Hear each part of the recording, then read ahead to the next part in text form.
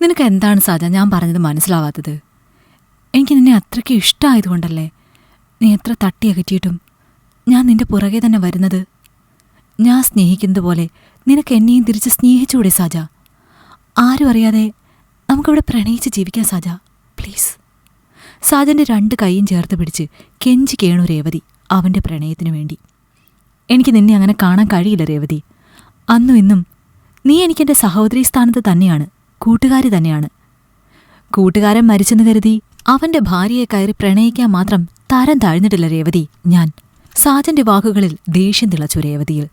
നിന്റെ കൂട്ടുകാരൻ എന്നെ കെട്ടുന്നതിനു മുമ്പേ നിന്നെ പ്രണയിച്ചവളാണ് സാജ ഞാൻ. അന്നതെനിക്ക് നിന്നോട് തുറന്നു പറയാൻ ധൈര്യമില്ലാതെ പോയെങ്കിലും എൻ്റെ മനസ്സിലെ നിന്നോടുള്ള പ്രണയവും ഇഷ്ടവും ഒട്ടും കുറഞ്ഞിരുന്നില്ല.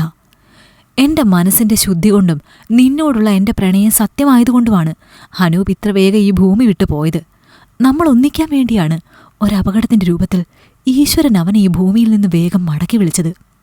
നമുക്ക് ജീവിക്കാം സാജ, സന്തോഷത്തോടെ ജീവിക്കാം. നിനക്ക് ഞാനും, എനിക്ക് നീയും മാത്രം മതി സാജ. വികാരം വിവേകത്തെ കീഴടക്കിയ നിമിഷം സാജന്റെ നെഞ്ചിലേക്ക് ചേർന്നവളെ ഇഴുകിപ്പുണർന്ന രേവതി പറഞ്ഞതും തന്റെ ദേഹത്തു നിന്നവളെ അവജ്ഞയോടെ തള്ളിമാറ്റി സാജൻ. ഇത്രയ്ക്കും ദുഷിച്ചതാണോടി നിന്റെ മനസ്സ്? നീ ഞാനും അനൂപും എല്ലാം ഒരൊറ്റ മനസ്സോടെ കളിച്ചു വളർന്നതല്ലേടി ചെറുപ്പം മുതൽ.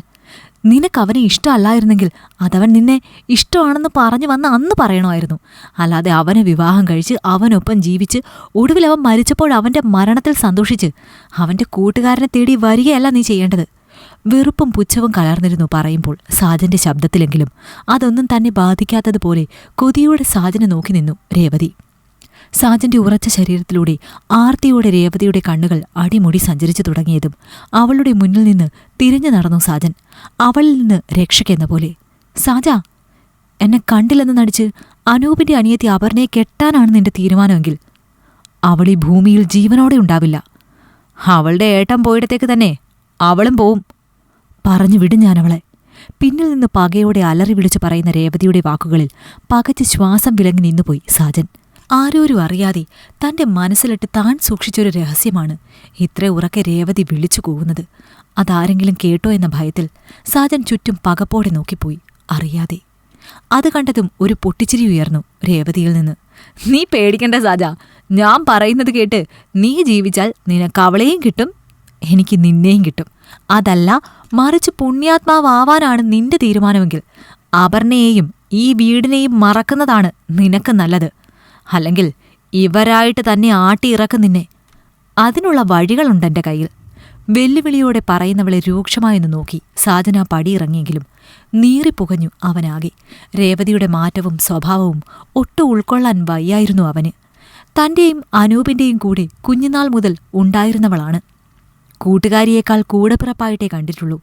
അനൂപും അവളും വിവാഹം കഴിച്ചപ്പോൾ ഏറെ സന്തോഷിച്ചതും താനാണ്.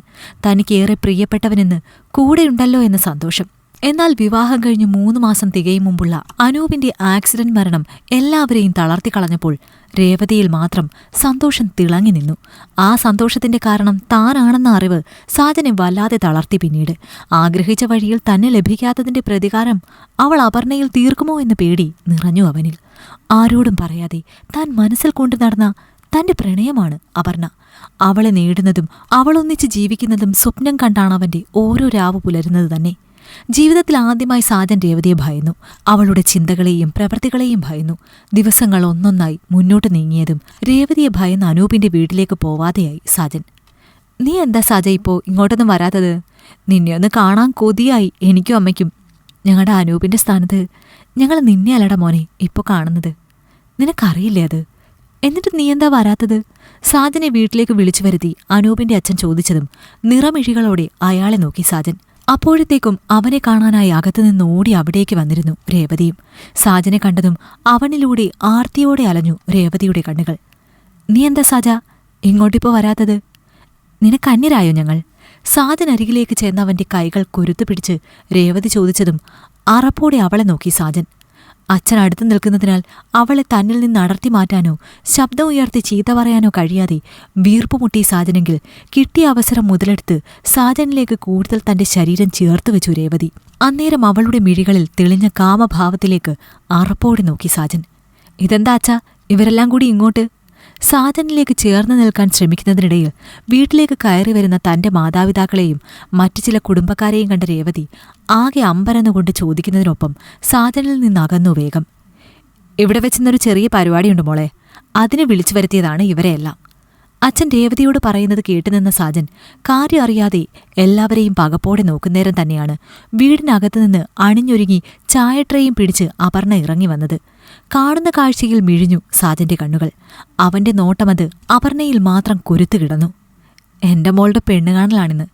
ചെക്കൻ നമ്മുടെ ഈ സാജൻ തന്നെയാണ് കേട്ടോ. അച്ഛൻ പറഞ്ഞത് കേട്ടൊരു വിറയൽ പാഞ്ഞു സാജനിലൂടെയെങ്കിൽ. കേട്ട വാർത്തയിൽ ആകെ പകച്ചു നിന്നു രേവതി. അതേ പകപ്പോടെ അവൾ അവിടെ കൂടിയവരെയെല്ലാം മിഴിച്ചു നോക്കി. അച്ഛാ, അച്ഛനിതെന്തൊക്കെയാണ് വിളിച്ചു പറയുന്നത്? അനൂപിനെ പോലെ സാജനും അപർണയെ സഹോദരിയാണ്. അവരെ തമ്മിൽ വിവാഹം കഴിപ്പിക്കുക എന്ന് വെച്ചാൽ അതിനോളം പാപം വേറെയില്ല. ഇങ്ങനെയൊന്നും ചിന്തിക്കുന്നത് കൂടി തെറ്റാണച്ചാ. സഹിക്കില്ല അനൂപിന്. കൺമുന്നിൽ നടക്കുന്ന കാര്യങ്ങൾ വിശ്വസിക്കാൻ കഴിയാതെ ഞെട്ടി നിൽക്കുന്ന സാജനെ പുച്ഛത്തോടെ നോക്കി അച്ഛനു മുൻപിൽ കണ്ണു നിറച്ചു രേവതി. എന്നാ സാജനെ നീ കെട്ട് രേവതി. രേവതിയിൽ നിന്ന് നോട്ടം മാറ്റാതെ അച്ഛൻ പറഞ്ഞതും അയാളെ മിഴിച്ചു നോക്കി രേവതി.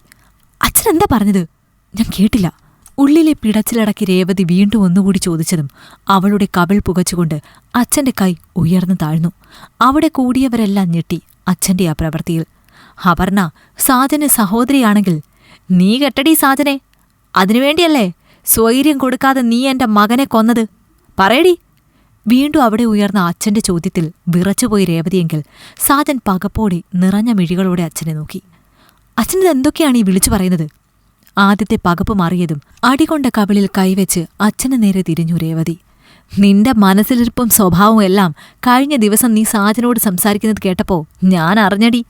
എന്റെ മോന് സമാധാനം കൊടുക്കാതെ സ്വൈര്യം കൊടുക്കാതെ നീ അവനെ കൊലയ്ക്ക് കൊടുത്തതാണെന്ന് എനിക്ക് മനസ്സിലായി. തെറ്റുപറ്റിപ്പോയ അച്ചായെന്ന് എന്റെ കുഞ്ഞെന്നോട് പറഞ്ഞത് നിന്നെപ്പറ്റിയാണെന്ന് ഞാനറിയാൻ വൈകിയടി. ഇനി ഒരു നിമിഷം നീ ഉണ്ടാവാൻ പാടില്ല ഈ വീട്ടിൽ. ഇപ്പോഴിറങ്ങണം നീ. ദേഷ്യത്തിൽ അനൂപിന്റെ അച്ഛൻ പറയുമ്പോൾ രേവതിയുടെ നോട്ടം സാജന്റെ നേർക്കാണ്. അച്ഛൻ പറഞ്ഞതൊക്കെ സത്യാണ്. എനിക്കിഷ്ടം ഇവനെയാണ്, ഈ സാജനെ. ഇവനെയും കൊണ്ടേ ഞാൻ ഈ പടിയിറങ്ങും. രേവതി ചീറിയതും ശക്തിയിലൊരു കൈ വന്നവളുടെ മുഖത്ത് പതിച്ചു.